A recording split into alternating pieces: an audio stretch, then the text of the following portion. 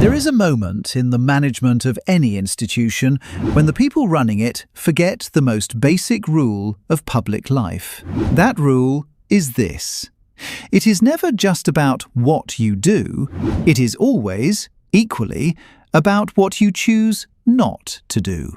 And in the first week of April 2026, Buckingham Palace handed its critics a gift that no Republican campaigner, no tabloid editor, and no Republican-leaning Australian Prime Minister could have manufactured themselves. The Palace handed it to them voluntarily, in writing, and with a press statement. On the 2nd of April, a Buckingham Palace spokesperson confirmed to the press that King Charles would not be issuing an Easter message this year. No speech, no video, no personal address to the millions of Christians across the United Kingdom and the Commonwealth who observe the holiest day of the Christian calendar. The explanation offered was characteristically understated. An Easter message, the spokesperson clarified, is not a fixed annual royal tradition in the way the Christmas broadcast is. Unlike the Christmas address, it is not guaranteed. That statement is technically accurate, and it is also, strategically, one of the most damaging things the palace has said in months. Here is why. In February of this year, Buckingham Palace issued a warm social media greeting to Muslims at the start of Ramadan. Ramadan Mubarak, it read. Blessed and peaceful Ramadan to Muslims in the UK and across the Commonwealth. The message was genuine, it was inclusive, and it was, by almost any measure, the right thing for the head of a diverse nation to do. Nobody serious argues otherwise. But then Easter arrived, and the man who holds the constitutional title of Supreme Governor of the Church of England and Defender of the Faith said nothing. Not a video, not a written address, not a personal word. The royal family's social media account eventually published a brief post on Easter Sunday morning, wishing a joyous Easter Sunday to Christians celebrating in the UK, the Commonwealth, and around the world today. No author named, no personal message from the king, just an image of a cross and a line that read, "He is risen," posted from an institutional account that also promotes garden parties. The response was immediate. "We are hurting as a nation," one person wrote in the comments. "We needed a message of Easter hope." Another asked simply, "Lovely message, but I am confused about who this is from." And a third, without any apparent irony, put into plain language what thousands were thinking. Still no Easter message, but at least there is an Eid message from the Muslim king. Now, before we go any further, let us be precise about what the record actually shows, because the record is more complicated than the backlash suggests, and the backlash is more justified than the palace's defenders are willing to admit. Both things are true at once. King Charles issued an Easter message last year. In 2025, he wrote that God loved the whole world enough to send his Son to show us how to love one another. He spoke of Christ's humility, of the foot washing, of love that knew no bounds or boundaries. He issued a pre-recorded Easter message the year before that, played at the Maundy service. He has, in other words, created his own precedent. The defenders who point out that Queen Elizabeth rarely issued Easter addresses are correct in the narrow historical sense, but they are making the wrong argument. King Charles is not Queen Elizabeth. And in this particular year, in this particular cultural climate, with a nation that is genuinely anxious and looking to its institutions for something that resembles steadiness, the absence of a personal word is not a neutral administrative decision. It is a signal, whether intended as one or not. Bishop Kerian Dewar said he was bitterly disappointed. His words deserve to be read in full, because they are not the words of someone being dramatic. Having just issued a Ramadan and Eid Mubarak message for the Islamic community, he said, "Choosing not to give an Easter message is bitterly disappointing. It does not meet the expectations you would expect from the monarch." Gavin Ashenden, a former chaplain to the late Queen, put it more bluntly. He observed that the king had issued a Ramadan greeting last spring and then a Ramadan greeting again this spring. Easter, in both cycles, received less. Susan Hall, leader of the Conservative group on the London Assembly, went further still.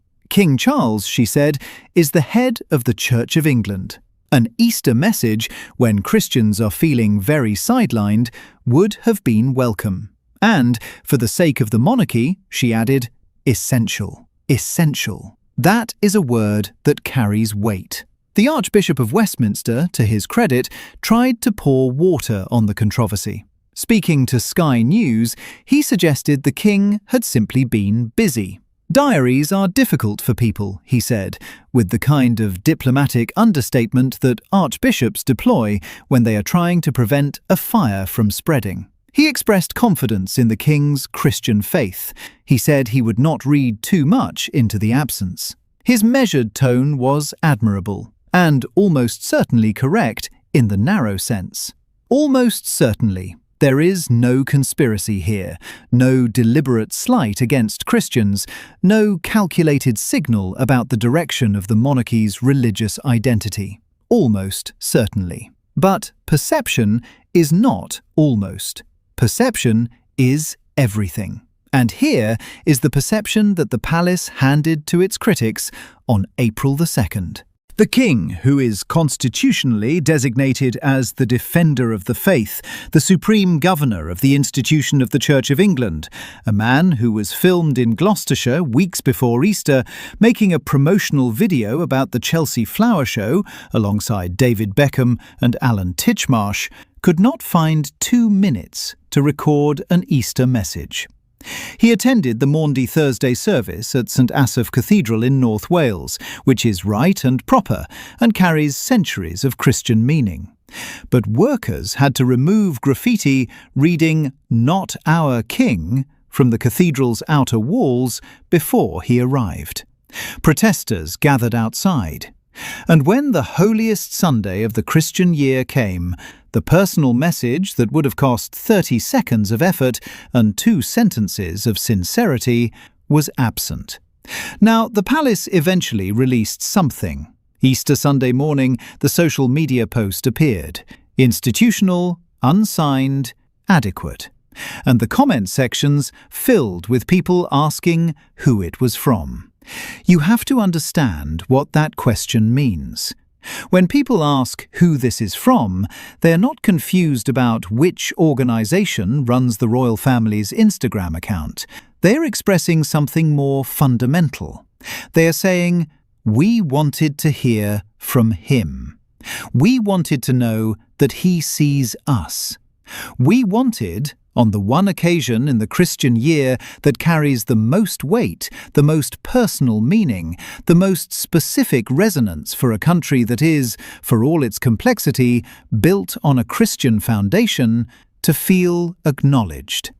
And what they received instead was a graphic and a hashtag. Meanwhile, the graffiti was scrubbed from the walls in Wales before the cameras arrived, so that the pictures would look clean. To be fair to the king, and this matters, he is not a well man.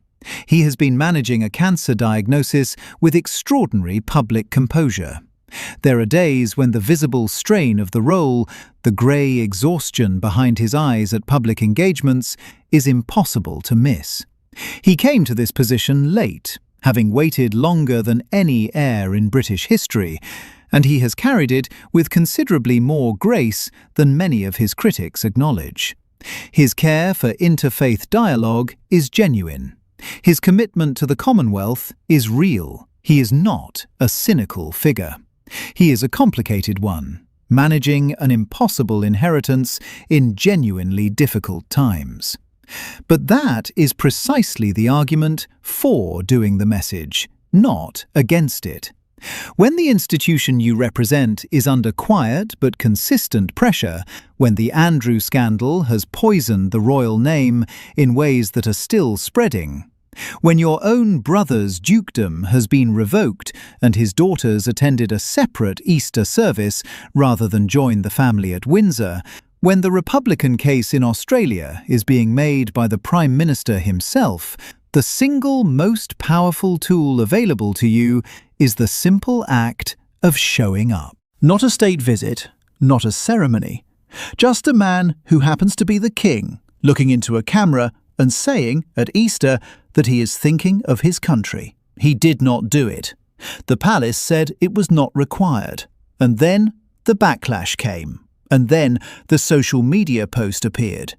And then the comment sections filled with people saying they needed something that felt real. The late Queen understood this at a cellular level. In 70 years, she gave the Easter address rarely, it is true, but she knew, with the kind of instinct that is either bred in or built over decades, when the country needed to hear from her personally. And when it did, she was there. The 2020 lockdown Easter address, delivered alone, quietly, in the middle of a national crisis, said more in 5 minutes than 100 state ceremonies. She did not ask whether it was technically required. She asked whether it was needed. That question appears not to have been asked this year. Or if it was, the answer given was wrong. What the palace seems not to have fully absorbed is that we are not living in the era of assumed deference. The monarchy does not exist in 2026 on the basis that its subjects assume loyalty as a default. It exists on the basis of something more fragile and more demanding: active affection, earned repeatedly, in small moments, in personal gestures, in the feeling that when the institution looks out at the country can see itself reflected back. That is a different contract from the one that held under Queen Elizabeth, and managing it requires something the current communications team appears to lack. Not strategy, not a bulletproof sunshine operation with a new PR structure, but the plain instinct to recognize when 2 sentences and a camera would mean more to more people than anything else the palace could do that week. The Easter of 2026 will be remembered for a number of things. The graffiti outside a Welsh cathedral, the Andrew scandal continuing to drag through the headlines, the brief, unsigned social media post, the comments underneath it from people saying they were hurting and they needed a message, and the silence where the king's voice should have been. None of this is catastrophic, taken in isolation. Institutions survive missteps. A missed Easter address is not the end of the monarchy, but these things accumulate. Small failures of instinct pile onto each other, until one day the pile has a name, and the name is usually distance. Distance between an institution and the people it is supposed to represent.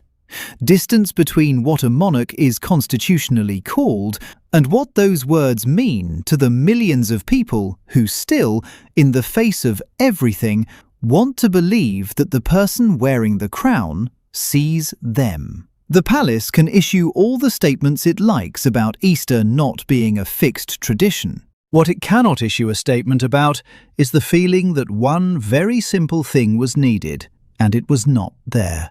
That is the only thing that matters this Easter.